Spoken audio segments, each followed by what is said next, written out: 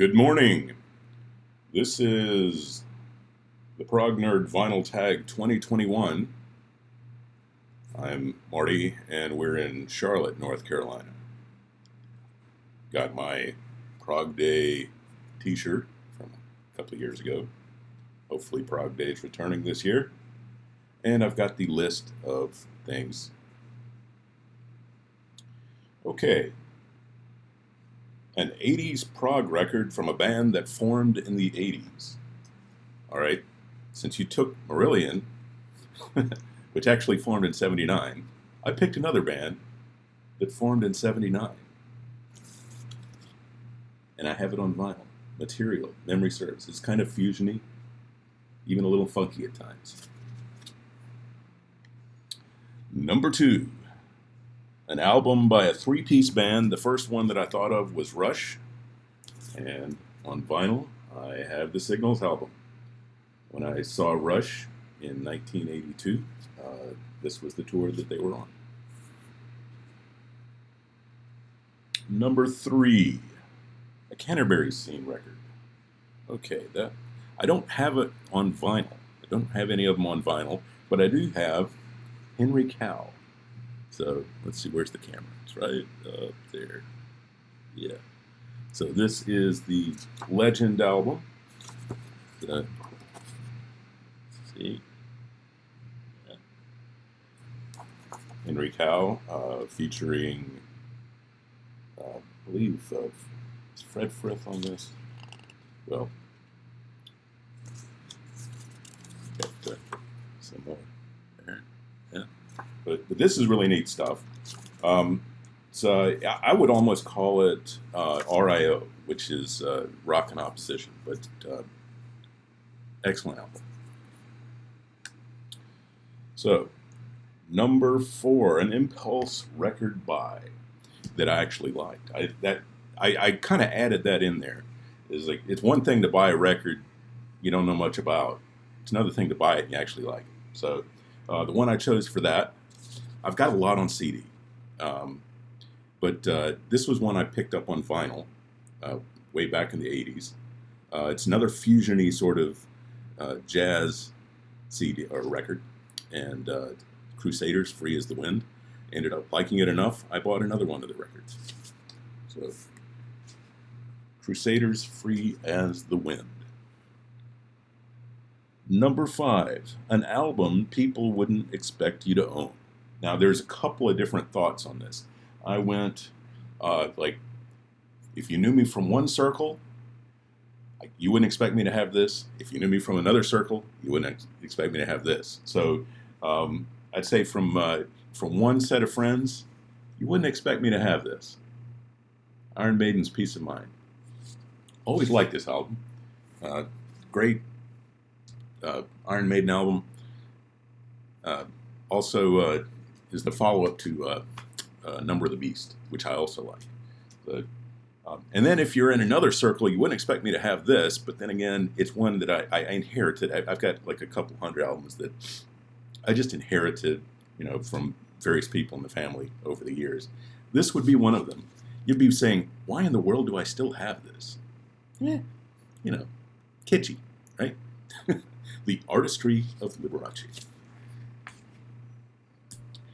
So, next album. Let's see. An album with great keyboard work.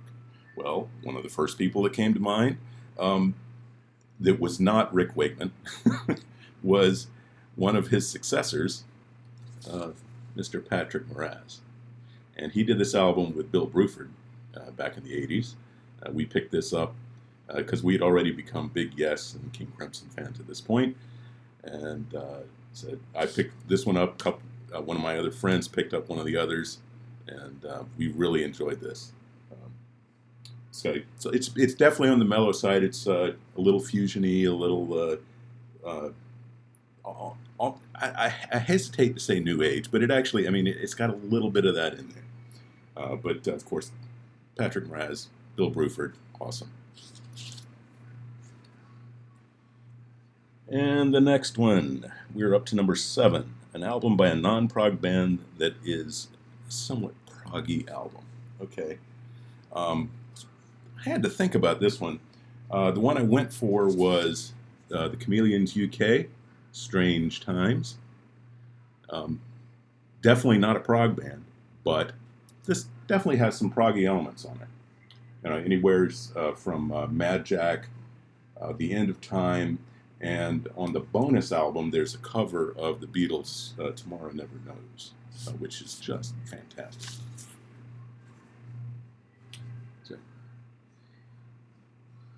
and next, number 8, the album that got you into progressive rock. All right, it is 1982. Yeah, summer 1982. I hear this on the radio, go pick up the album, get back to school in the fall, say, man, I got to play this for everybody because, this is awesome. So, problem is, everybody's already got it. It's Asia. And it's not a particularly proggy album, but the members of the band, Steve Howe, Carl Palmer, John Wetton, and Jeff Downs, all members of the Rocks of progressive rock, and this is pretty much what got us into those guys.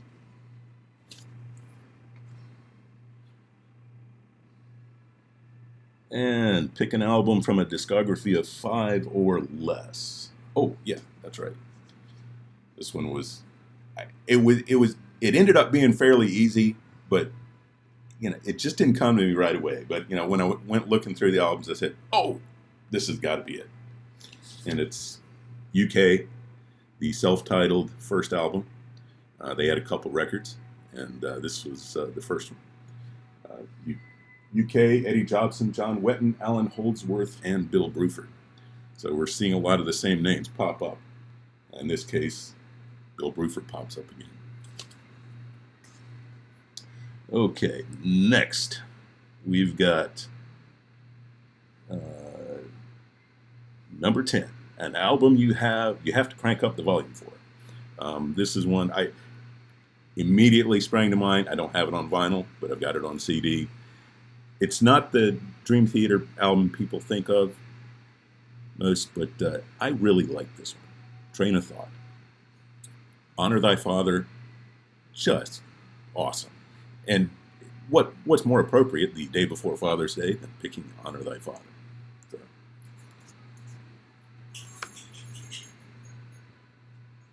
Number 11, a chill out album.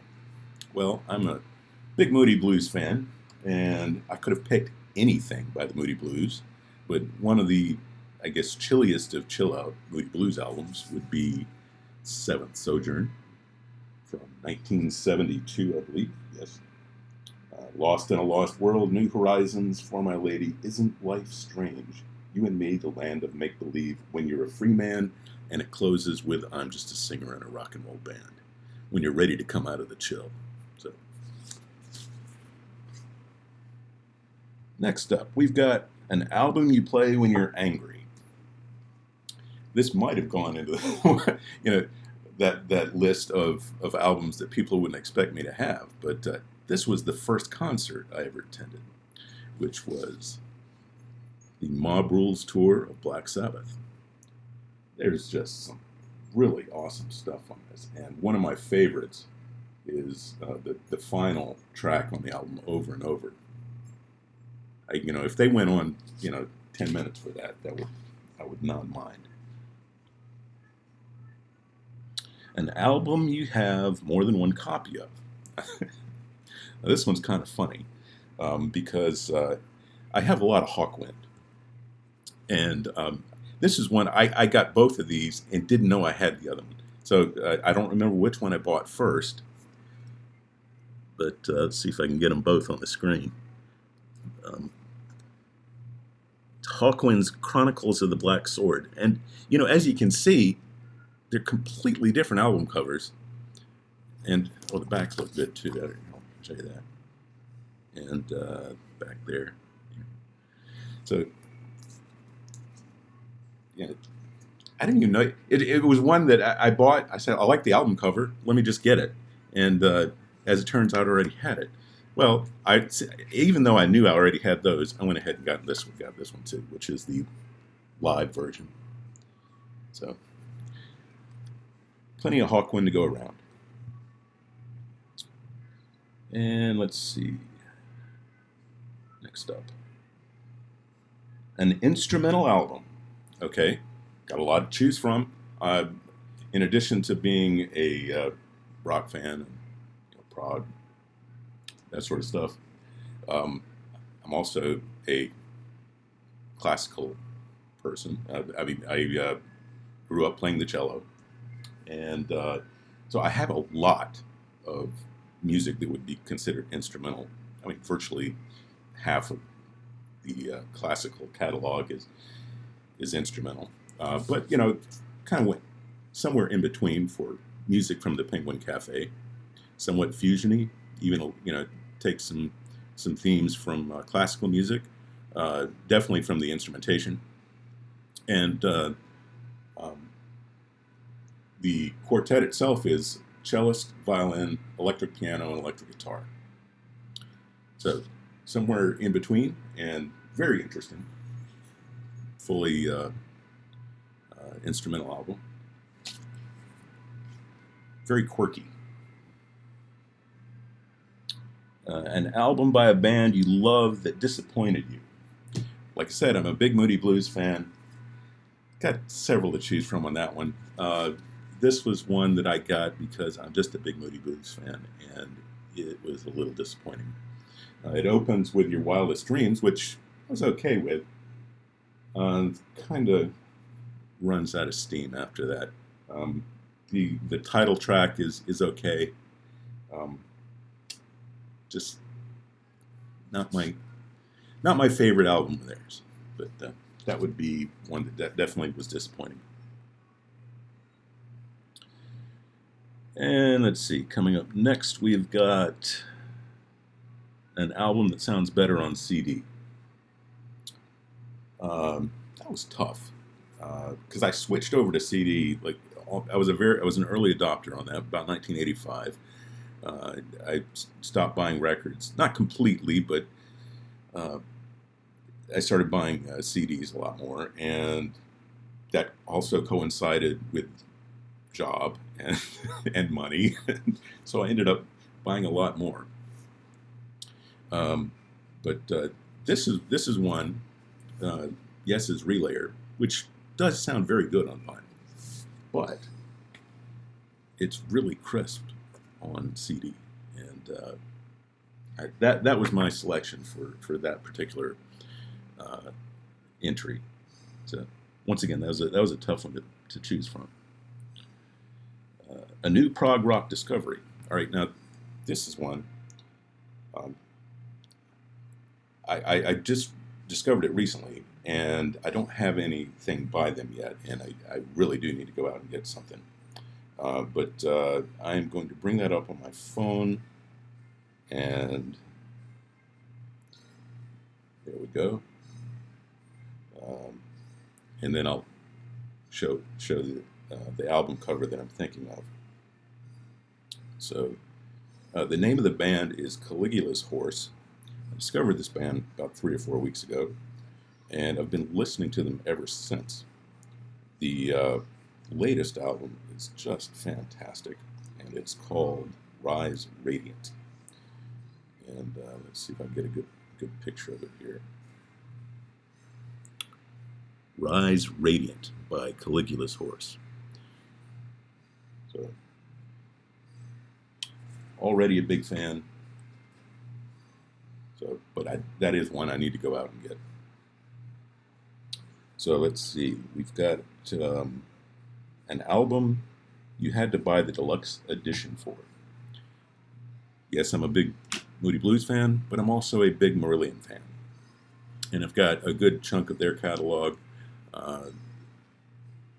I started out with the Fish Marillion, and really enjoyed that, of course. And moving into Steve Hogarth, there have been quite a number of great Steve Hogarth albums as well.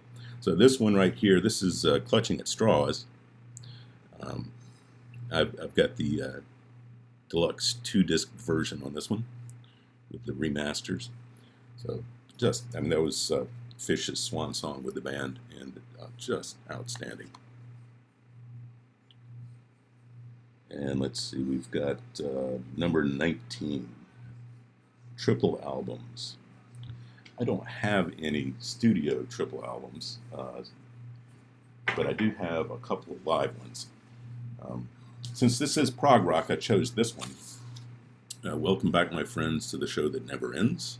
Ladies and gentlemen, Emerson, Lake and Palmer. Of course, you've done this before. Da-da-da.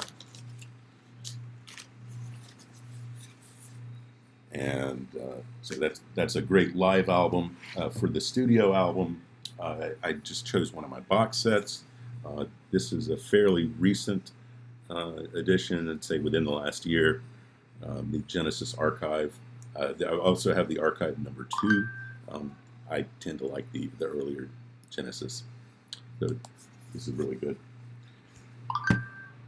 So.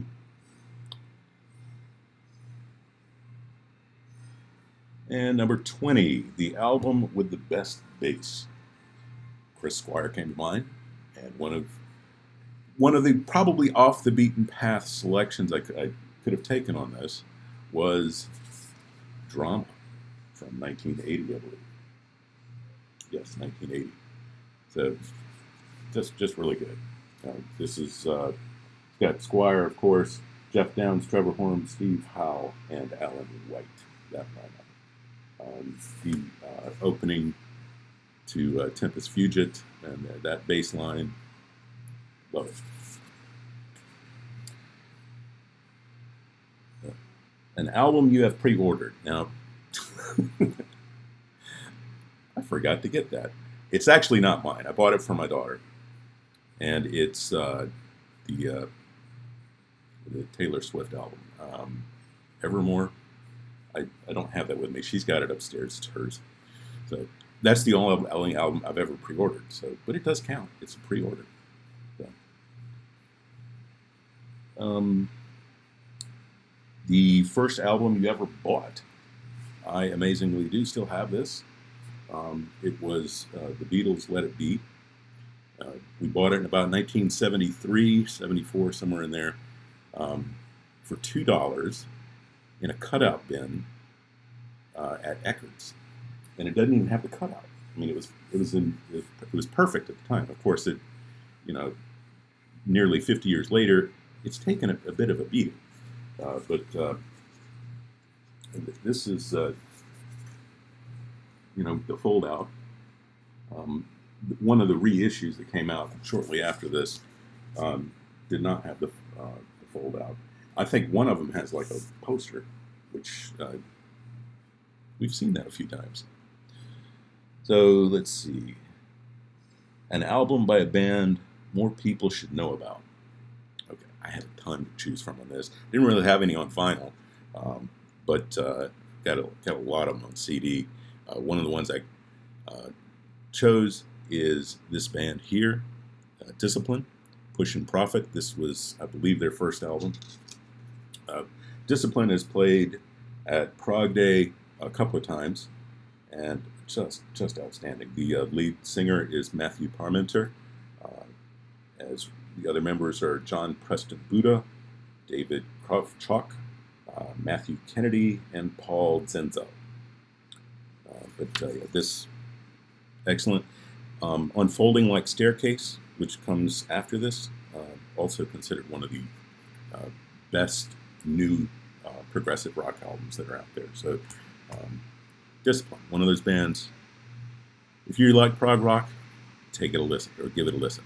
So that, I believe, gets me to the end.